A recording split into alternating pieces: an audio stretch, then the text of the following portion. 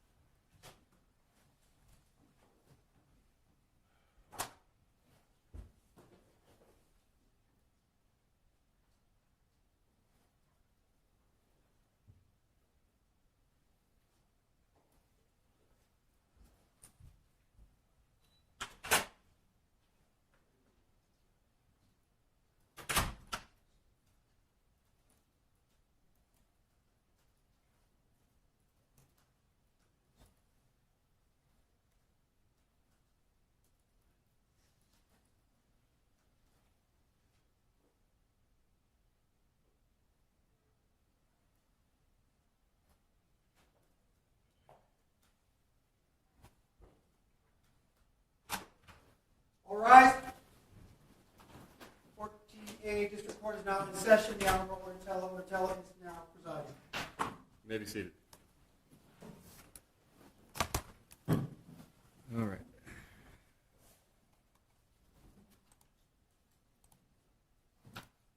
Send that to Paul.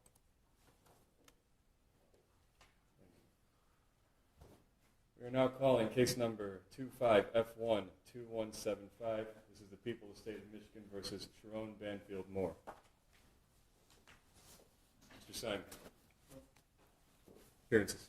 Thank you, Your Honor. Good afternoon. Katie Rizmersky, First Assistant Prosecutor for the Special Victims Unit for the People.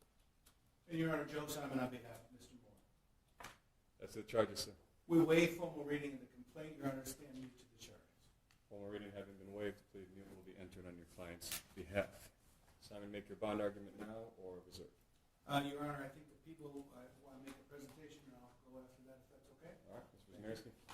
Your Honor, thank you very much. I appreciate that. Mr. Simon. And thank you for the opportunity to be heard. As the court is well aware, this is not a series of offenses in Michigan that allow you to deny bond. We're certainly not asking for that. This is a felony of home invasion third degree, misdemeanor stalking, and misdemeanor entry without permission. Your Honor, we are asking for a $25,000 cash or surety bond in light of the fact that we cannot ask for you to deny bond.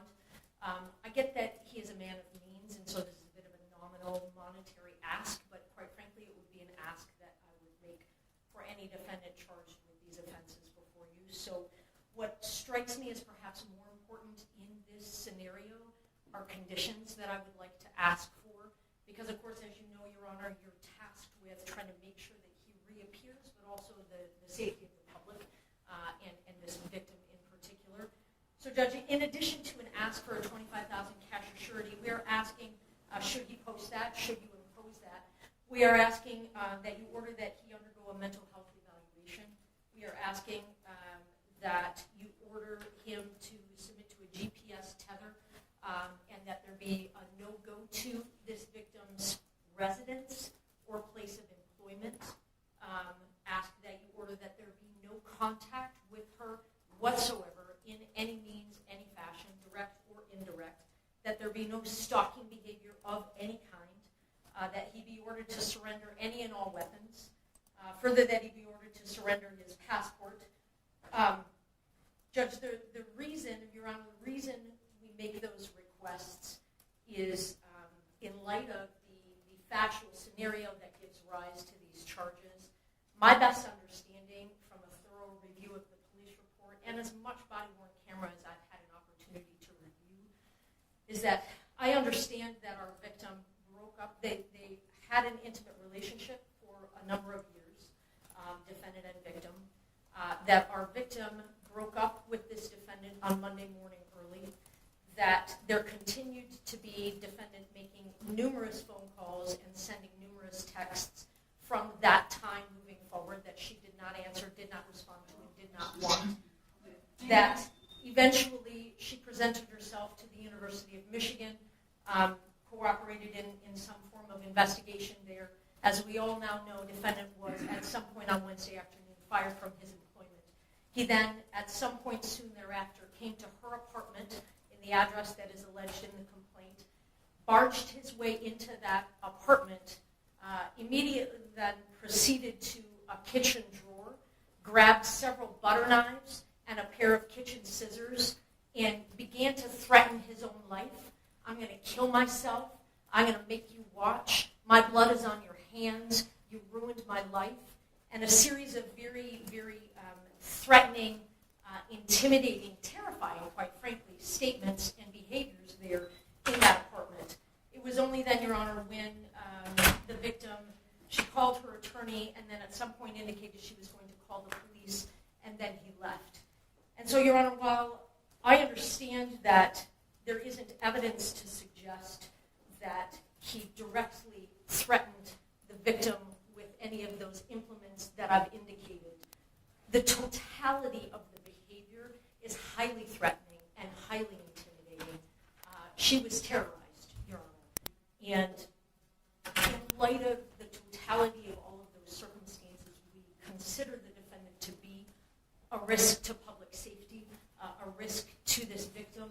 And it is for those reasons that we are asking for those specific conditions. I am more than happy to answer any other questions that the court may have or give you further information. And I appreciate the opportunity. Thank you, Judge. Mr. Simon is the bond. Your Honor, let me start at the end where the people ended. In terms of risk to public safety, my client's 39 years old with zero prior criminal history, zero prior contact with the criminal justice system in any fashion. The threat to public safety argument by these charges, maybe that's the point, but there's no evidence to suggest that he's a threat to the public safety. The next thing is that the people referenced the court rule that I want to come back to, that you can't deny bond in a situation like this, and they referenced something else that I want to come back to, which is the fact that they reviewed thoroughly the police report, and they reviewed thoroughly the body cam. I've had none of that opportunity, and that's too early for that in the proceedings, so when people come here and make factual representations, although I trust Ms. Rizmirsky very much as an officer of the court, I have no ability to respond to those factual representations. So here's what I'm going to ask the court. The monetary bond component, the two considerations by court rule are my client will appear. Let me speak to that. He's got a home here. His family is here. He's got ties to our community. He's retained a local counsel here. Second thing is that my client is not otherwise a danger to the public or danger to the complainant. That is why monetary components are requested, but there are other measures to address them. For example, the request for a GPS tether, that was an expected request. My client will gladly comply with that request. The second thing is my client having no contact. Certainly, we have no objection to that order, and my client would be at his own peril if he were to violate that. His bond would be summarily revoked. In terms of surrendering the passport, Your Honor, there's no really indication that he is a flight risk.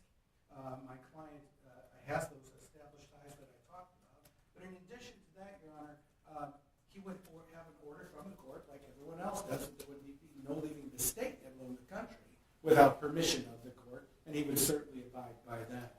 Your Honor, with respect to the request for a mental health evaluation, I will represent a few things that are my understanding, again, without being privileged to have reviewed discovery that. My understanding is that following his arrest, my client was taken to the St. Joseph Mercy Health System for an evaluation, a mental health evaluation. My understanding is following that evaluation, he was not turned over for a commitment, but instead turned back over to law enforcement for lodging. That's where he's been at the Washtenaw County Jail since. I can also tell the court that the Community Mental Health Department saw my client yesterday for an evaluation as well without any further recommendation. If you make that a condition of bond, I can tell the court that he get a mental health evaluation, he will absolutely comply and follow any aftercare recommendation. Lastly, Your Honor, with respect to the bond amount. I forgot to speak about weapons. He has no weapons, but he'll surrender. If you order that he surrender any weapons that he doesn't have, he'll be glad to comply with that condition. With respect to the bond amount, Your Honor, in a case like this, with charges like this, in a normal circumstance, we'd be requesting a personal recognizance bond and frankly expecting the court to order that. We all know this is not our ordinary circumstance. It's not an insignificant amount of money to anyone. And I ask that the court set the bond amount to the principles not of my client's bank account, but to the principles of the charges and to the principles of the courtroom. Therefore, I'm requesting that if the court orders a monetary component at all, that it be with a $25,000 10% privilege. And also, Your Honor, if my client is to order to a GPS tether, things have to happen pretty significantly to try to get that in place in time for what we hope to use in this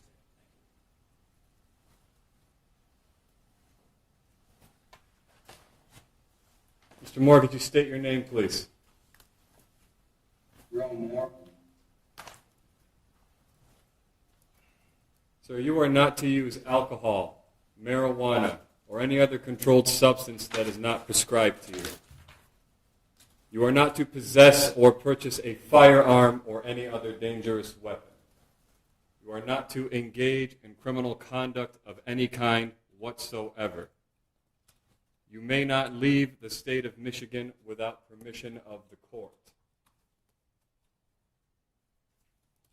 Prior to your release, you will be placed on a GPS tether. You will not be released before that GPS tether is placed upon you. You must continue all mental health treatment as a condition of your bond. The named victim in this case will not be placed on the record. You may not have contact with that individual. That means no calling, no writing, no video chatting, no texting, no emailing, or any other form of contact the human mind can possibly fathom. No one in the world thinks that this person is going to reach out to you. Should they do so, and again, no one thinks that they're going to, you may not reply in any form or fashion. The named victim's address will not be placed on the record, but you may not go to that location for any reason whatsoever. Are we understood on the no contact and no go-to, sir? Yes, Your Honor. If you have any questions about that, you have a good attorney, simply ask them. You understand? Yes, Your Honor.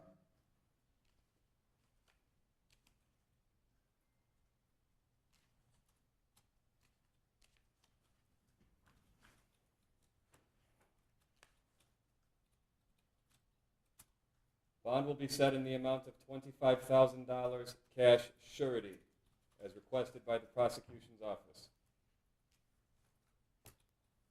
This court does not determine innocence or guilt. This court determines flight risk and community safety. The court finds with these conditions in place, it has been met.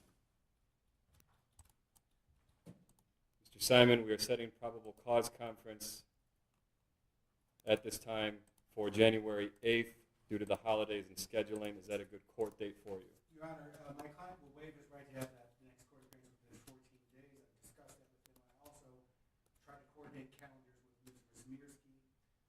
In support of that, I think we're both available on January 22nd, if the court would order that. And I'll add one more thing for the record in support of that. I understand there is continuing investigation, so in addition to the discovery I don't yet have, there may be even more.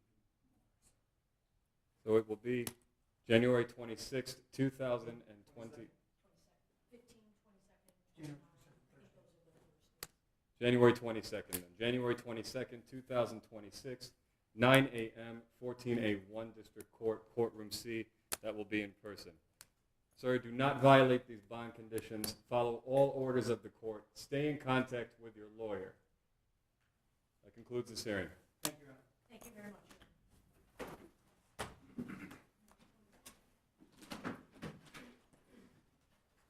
All right, we're off record. We're going to give 10 minutes for everyone. We're going to take a recess. All rise, please.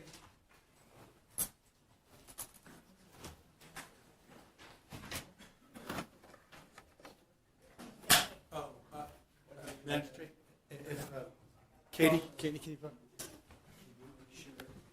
Katie? Hang on. devices.